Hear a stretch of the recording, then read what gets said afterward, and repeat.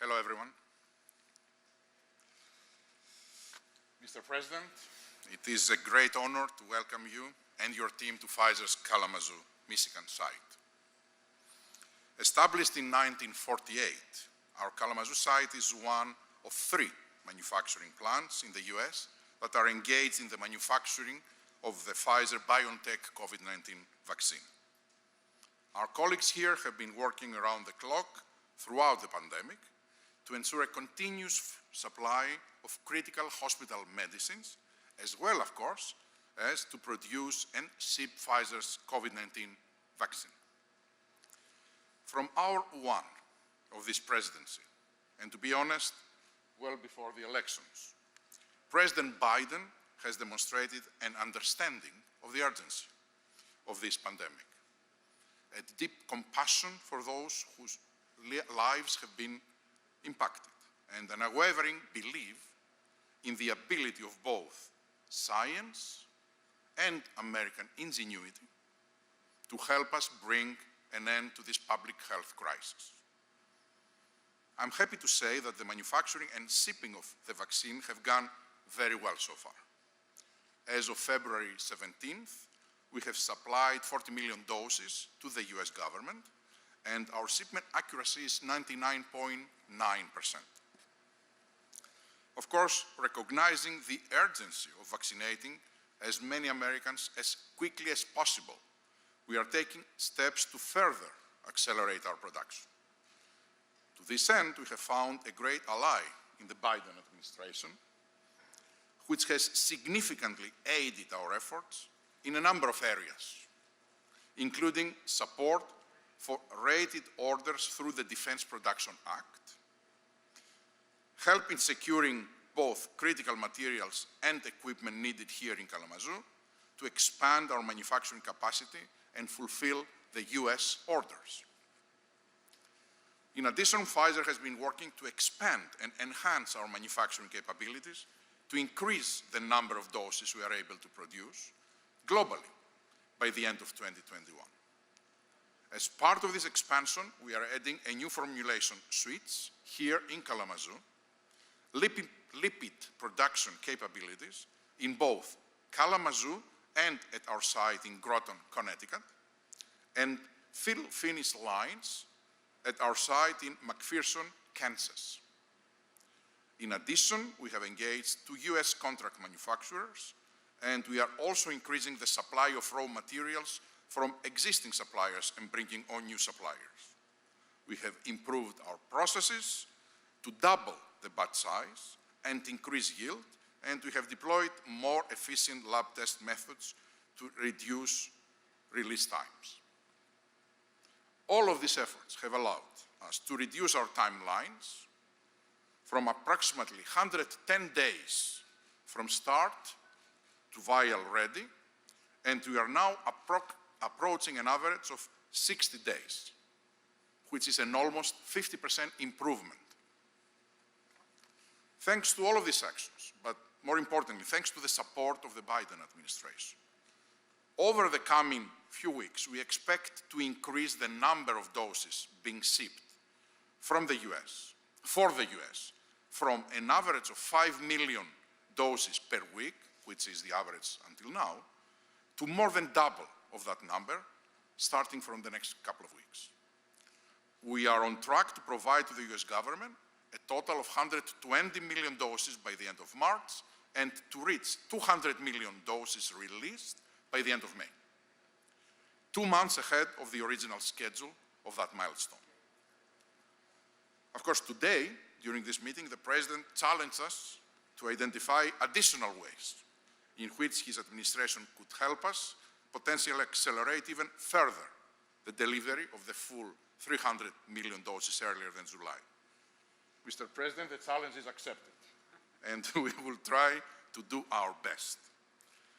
We are also very pleased to say that we are continually looking for ways to improve accessibility to the vaccine.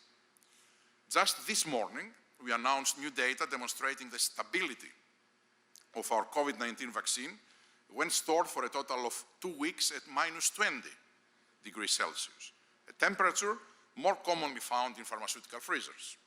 This is in addition to the 5 days of stability at standard refrigerated temperature between 2 and 8 degrees Celsius. If, based on this data, the FDA grants us an update to our license, this new storage option would offer pharmacists and vaccination centers greater flexibility. Of course, all of this work to increase supply and distribution will mean nothing if people are not willing to show up and roll up their sleeves to be vaccinated. That is why we applaud the Biden administration's unwavering focus and strong efforts to advance vaccine confidence, equitable distribution of the vaccine, and overall health equity. Looking ahead, I'm confident the collaboration we are establishing with the vaccine partnership will grow even deeper over the next 4 years as we work to achieve more public health breakthroughs.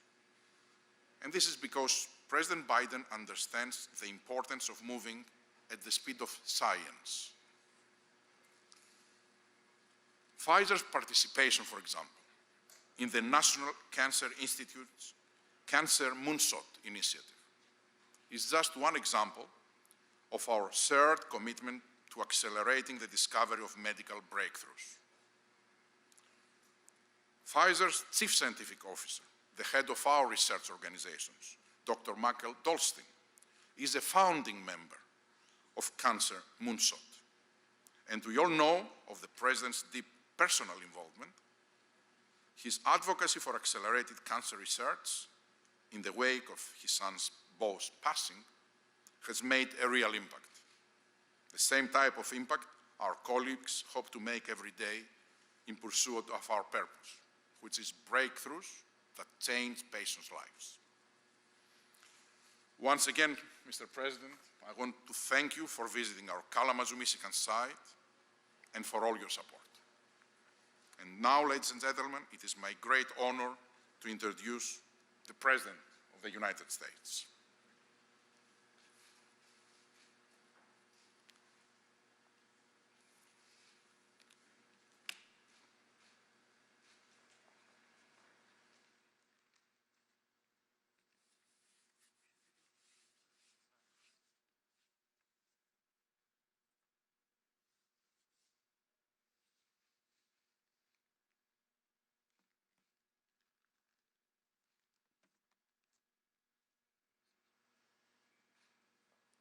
Thank you very much. Thank you not only for what you do for the credit you've given me that I really don't deserve. This is a case of life and death. We're talking about people's lives. I want you to know that once we beat COVID, we're going to do everything we can to end cancer as we know it. I've asked Dr. Eric Lander, a renowned Harvard MIT scientist, to co-lead the Presidential Council of Advisors in Science and Technology and the Office of Science and Technology Policy. These are White House offices that bring together the country's top scientists and address our most pressing needs. They'll be part of the administration's work to develop a DARPA-like advanced research effort on cancer and other diseases, just like there is DARPA in the Defense Department that develops the breakthroughs to protect our country. This administration is going to be guided by science to save lives and to make lives better. That's why I wanted to come here, Albert, to thank you, to thank all the workers here in Kalamazoo. And I'm here to thank my good friend, Governor Whitmer, and she has become a good and close friend. The governor's been on the front lines of this pandemic as well for a long time, and I think she's doing an incredible job in very difficult circumstances. And Michigan is also fortunate to have my buddy Gary Peters as United States Senator and Debbie Stabenow. Gary is here. Gary has been a workhorse in making sure that we move through this funding to get things done, because he understands better than anyone. It's about urgency, the urgency of the moment. So Gary, thank you, Senator. Thank you for all you're doing. Last week, I toured the Vaccine Research Center at the National Institute of Health in Bethesda, Maryland. I met world-class doctors, scientists, and researchers who were critical for discovering the vaccines in record time. I remember when we first started talking about this, asking Dr. Fauci and others, said, well, it could take up to several years, maybe as many as 6 or 8 years, to find a vaccine. It's a miracle of science and the brilliant minds that we have around us. And now it's a second miracle, the miracle of manufacturing to produce hundreds of millions of doses. Let me say it again, hundreds of millions of doses. I came here because I want the American people to understand the extraordinary work that's being done to undertake the most difficult operational challenges this nation has ever faced. And let me say parenthetically that it's not enough that we find cures for Americans. There needs to be a cures that the world is able to take part of, because you can't build a wall or a fence high enough to keep a pandemic out. On our tour, I met a few of your nearly 3,000 workers, Albert. Experts managing ingredients that come in from different cities and states. Experts handling 3D modeling and artificial intelligence to ensure that every dose is properly crafted. Experts ensuring sterile environments so that each vial, each and every one, is safe and free of contaminants. All of this is followed by extensive safety and quality control inspection, then careful packaging and labeling. We walk by a freezer farm that then keeps those doses viable so they can be shipped. This is an incredibly complex process. And at every stop, safety is the utmost priority. The whole process takes teamwork, precision, and round-the-clock focus. Machinists operating some of the most advanced equipment in the world, working side by side with chemists, biologists, pioneering technologies that less than a year ago were little more than theories and aspirations. And it takes a partnership, in our view, between the federal government and all the companies and universities contributing to the vaccine effort. Just over 4 weeks ago, America had no real plan to vaccinate most of the country. My predecessor, as my mother would say, God love him, failed to order enough vaccines, failed to mobilize the effort to administer the shots, failed to set up vaccine centers. That changed the moment we took office. I directed Jeff Science, my COVID-19 response coordinator, to lead my administration's work with the vaccine manufacturers to buy more vaccines and to speed up delivery. Albert referenced it earlier, and I want to thank him for making it happen. Because we worked together, we're now on track to have enough vaccine supply for all Americans by the end of July. That doesn't mean it'll be in all Americans' arms, but enough vaccine will be available by that time.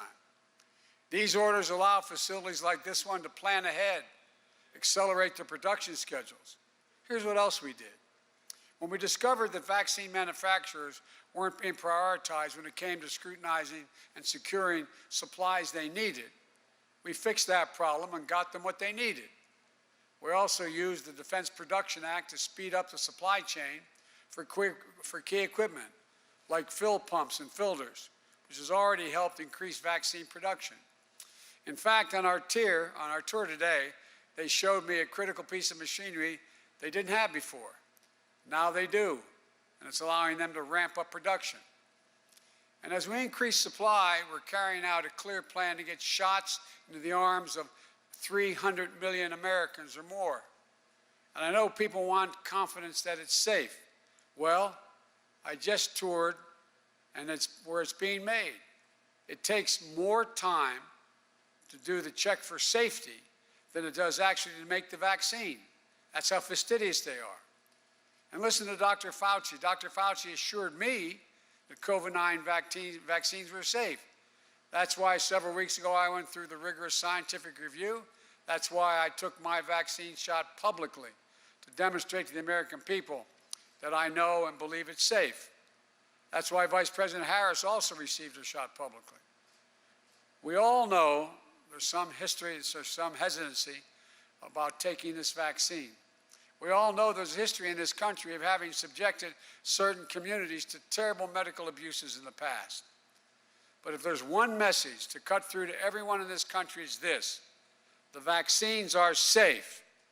Please, for yourself, your family, your community, this country, take the vaccine when it's your turn and available. That's how to beat this pandemic. And we're making progress. We deployed more vaccinators, the people to put the vaccine in your arm. We're now making it possible for retired doctors and nurses to come back and under law administer these shots. We've put new vaccinators in the field. These include over 800 medical personnel from our commissioned corps at the Department of Health and Human Services, and personnel from the Federal Emergency Management Agency, FEMA, Defense Department, National Guard. We're literally lining up thousands of vaccinators, because it's one thing to have the vaccine, it's very different to get it in someone's arms. We're also creating more places for people to get vaccinated. We've provided $3 billion to states, territories, and tribes to create hundreds of new vaccination centers to ramp up the existing ones that are there.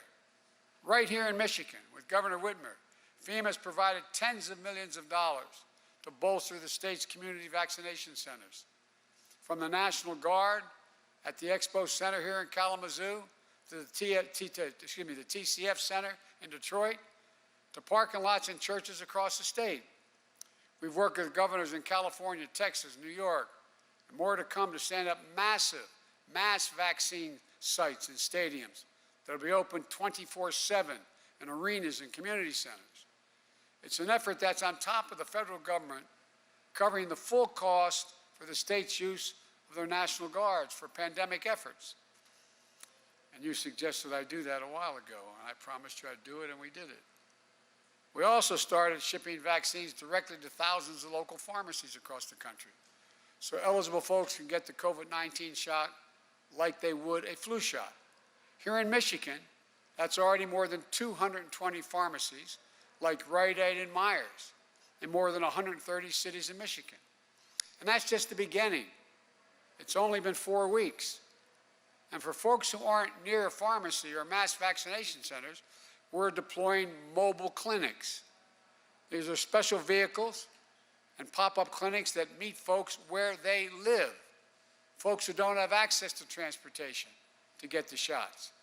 We're also supplying vaccines to community health centers, federal community health centers, to reach those who are hit the hardest: Black, Latinos, Native Americans, and rural communities, which have higher rates of COVID infections and deaths than any other group. Here in Michigan, we're already partnering with community health centers, serving more than 370,000 patients in 11 cities across the state. That's because you guys have pointed out where they were, why it was so important, and how we'd get to, as Gary talks about, get to the people most in need and the people most dying from COVID. This is important to ensure everyone is treated equally and those hardest hit get the care they deserve.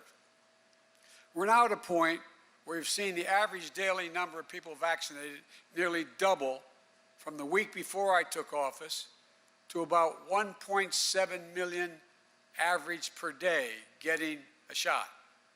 We're on track to surpass my commitment. You may remember when I said in my first 100 days just before I was inaugurated, which seemed like 100 days, but anyway, first 100 days before I was inaugurated, that we'd administer 100 million shots in my first 100 days. But we're on the path to do that. We're averaging 1.7 million a day. Soon we'll be at 50 million, and I'm confident we'll exceed the number. But that's just the floor. We have to keep going. But despite the progress, we're still in the teeth of a pandemic.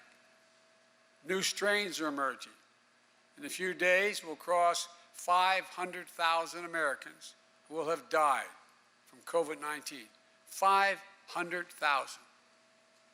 That is almost 70,000 more than all the Americans who died in World War II over a 4-year period.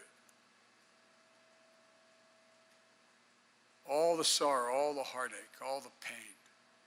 And while we wait for everyone to get vaccinated, we still need you to wash your hands stay socially distanced, and mask up to help save lives. That's why, with the authority I have as president, I signed an executive order, the only authority I have to require this, to require masking on all federal property, all modes of travel like planes, trains, and buses. We've been calling on governors and mayors and local officials, Republicans and Democrats, to institute mask mandates within their jurisdictions, just like Governor Whitmer has done here in Michigan. Look, I know it's inconvenient, but you're making a difference when you do it. Everything we do matters. We need everyone to do their part for themselves, for their loved ones, and yes, for your country. It's a patriotic duty. We need Congress to pass my American Rescue Plan that deals with the immediate crisis, the urgency. Now, critics say my plan is too big, that it costs $1.9 trillion. So that's too much. Well, let me ask them, what would they have me cut? What would they have me leave out? Should we not invest $20 billion to vaccinate the nation? Should we not invest $290 million to extend unemployment insurance for the 11 million Americans who are unemployed so they can get by while they get back to work? Should we not invest $50 billion to help small businesses stay open when tens of thousands have had to close permanently? Should we not invest, and by the way, they make up half the employment in America. Should we not invest $130 million to help schools across the nation open safely? Right now, 24 million adults, 11 million children don't have enough food to eat. And lest you think I'm exaggerating, think of those scenes you've seen on the television with cars lined up which seem like miles to wait to have someone put a box of food in their trunk. People who never, ever, ever, ever, ever, ever thought they would need help. And through no fault of their own, they're in that circumstance. If we don't pass the American Rescue Plan, 40 million Americans will lose nutritional assistance through a program we call SNAP, the old food stamp program. Do we not invest $3 billion to keep families from going hungry? 1 in 5 Americans are behind in their rent. 1 in 10 are behind in their mortgages. How many people do you know that will go to bed tonight staring into the ceiling and say, God, what is going to happen if I don't get my job, if I don't have my unemployment check? What's happened to me? I'm losing my health insurance. What do I do? This is the United States of America, for God's sake. We invest in people who are in need. Do we not invest $35 billion to help people keep a roof over their heads? I could go on, but you get the point. I'm grateful that the Senate and the House are moving quickly. And I'm prepared to hear their ideas how to make the package better and make it cheaper. I'm open to that. But we have to make clear who is helped and who is hurt. And my hope is that the Republicans in Congress listen to their constituents. According to the polls, there is overwhelming bipartisan support. The vast majority of the American people, more than 70% of the American people, with all the polls you all conduct, including the majority of Republicans, want us to act and act big and quickly and support the plan. Major economists, left, right, and center, say we should focus on smart investments we can make now in jobs and our people to prevent long-term economic damage to our nation and to strengthen the economic competitiveness going forward. In fact, an analysis by the Wall Street firm Moody's estimates that if we pass my American Rescue Plan, the economy will create 7 million jobs this year. This year. We've also been in constant contact with mayors and governors, county officials, members of Congress, both parties. Both parties. I've met with them in my office. I've met with them on the internet, on Zooming on with them. Both parties in every state. And guess what? They agree we have to act now. I got a letter from more than 400 mayors from big cities and small towns They understand we're not going to get our economy back in shape and the millions of people back to work until we beat this virus. That's why the American Rescue Plan puts $160 billion into more testing and tracing, manufacturing and distribution, and setting up vaccination sites. Everything that's needed to get vaccines into people's arms, which is the most difficult logistical effort the United States has undertaken in peacetime. It includes $4 billion for new manufacturing plants. So we're ready to manufacture vaccines in the future. We don't have to wait. I'm going to close with what I said before. I'll always be straight with you. I said in my inaugural, I'll give it to you straight from the shoulder, as Roosevelt said. Because the American people can take the truth. They can handle anything. I can't give you a date when this crisis will end. But I can tell you we're doing everything possible to have that day come sooner rather than later. And all of you here are doing some of the most important work in this facility right here that can be done. And I know this is personal. I walked in today, and I won't say who came up to me, but one of the people in this building came up to me and said, my father-in-law has died from COVID. I said, can I call him? He said, no, he couldn't take a call. He's just keeping his prayers, please. How many of you know somebody who's in real trouble or has passed? How many people do you know who sat down to breakfast this morning and looked at an empty chair across the table? You've seen the devastation of this virus in your family, your community, but you're stepping up. You're saving lives here, lives of your loved ones, your neighbors, your fellow Americans. You're showing how this town, this state, this country takes care of our own, leaves nobody behind. We can do anything when we do it together. I believe we're on the road, I promise you. I know we'll run into bumps. It's not going to be easy here to the end, but we're going to beat this. We're going to beat this. May God bless you all, and may God protect our troops. Albert, thank you and your people for all you do. Thank you, Mr. President.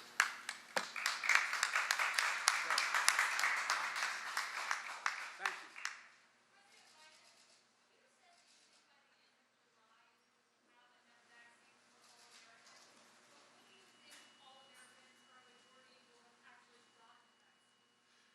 Well, all you got to do a little bit of the math. Getting the vaccine and having it available is not the same as putting it in someone's arms. This is going to be a continuous rolling effort. So we will have ordered, much of which would have been distributed, over 600 million doses by the end of July. July 29th is the expected date.